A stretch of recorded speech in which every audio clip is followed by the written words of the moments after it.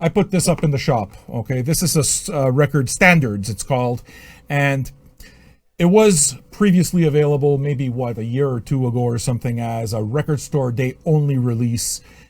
This was reissued standard black. So if you go to your local independent record stores and you see this cover, yes, it's trippy, and yes, it's one of the Sun Ra records that I would suggest out of the literally hundreds of records in his catalog for you to be able to kind of get into it and delve really, really slowly into the world of Sun Ra, because that dude did it all.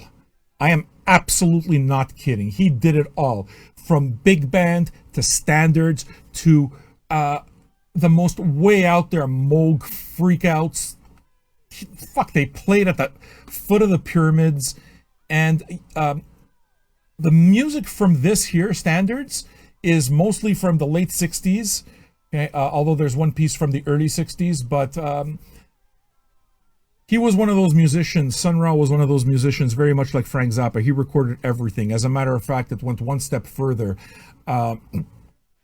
I guess it's a combination of Frank Zappa and Captain Beefheart. You know how Beefheart, they kind of like all the musicians hung out in a commune and they were basically held captive there, type of thing, if you speak the Drumbo French, the drummer of the band.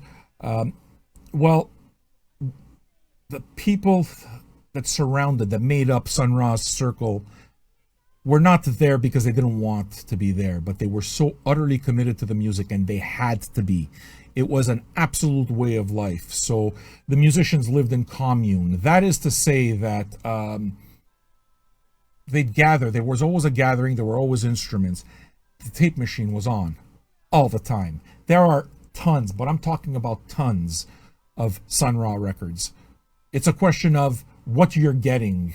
And like, look, man, I know what my favorites are, but I pick up a Sun Ra record and I throw on the needle and I just wait to hear what I'm going to get very often.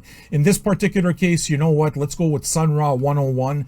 You want to hear him kind of go in with just piano and a more, I don't know. Why don't you listen for yourself? John Gilmore's playing there as well. Longest serving member probably of Sun Ra's orchestra.